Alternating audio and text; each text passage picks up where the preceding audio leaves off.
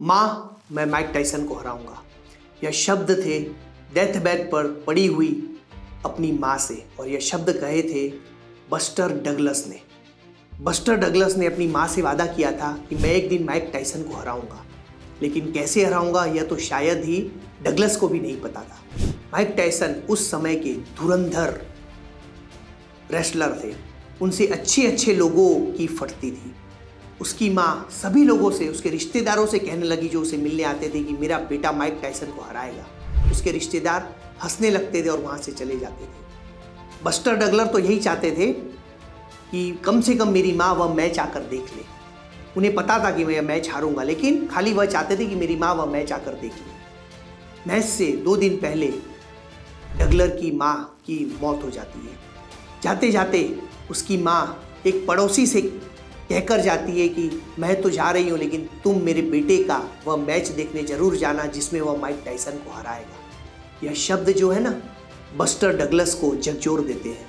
Buster Douglas लोगों से पूछता है कि माइक टायसन को मुझे हराना है, कैसे हराऊं? सभी लोग हंसते हैं कि तू हरा नहीं सकता, इतने बड़े धुरंधर को तू कैसे हराएगा। कुछ लोग तो उससे कहते हैं कि फाइट में मत जा, तू वहीं मर जाएगा। मैच का वह दिन बस्टर डगलर मैदान पर उतरते हैं।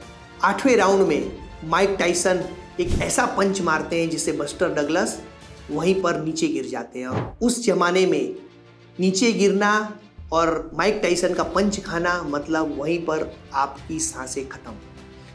लेकिन बस्टर डगलस को अपनी माँ की याद आती है। अपनी माँ की वह बात सुनकर कैसे भी थकते हारते हुए वह फिर से खड़ा होता है और बेल बज जाती है। अब नेक्स्ट राउंड की तैयारी। लोग कहते हैं कि देखना नेक्स्ट राउंड में माइक टायसन तो इसको खा जाएगा।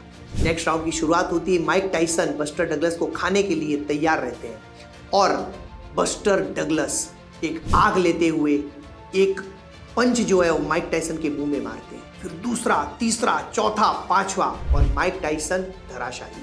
सभी लोग आश्चर्यचकित हो जाते हैं और अपनी जगह से खड़े होकर बस्टर डगलस के लिए जोर से ताली बजाते हैं। मैच खत्म होने के बाद बस्टर डगलस से पूछा गया कि आपने यह क्यों किया, तो उसने कहा कि यह मेरी माँ की अंतिम इच्छा थी कि मैं माइक टायसन को हराऊं।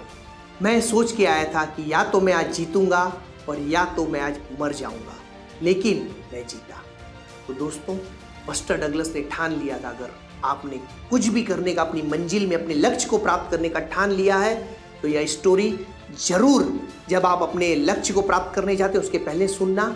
आप अपने लक्ष्य को जरूर प्राप्त कर पाएंगे। Be positive, think positive, the best version of yourself. जय हिंद, जय भारत, हर हर महादेव।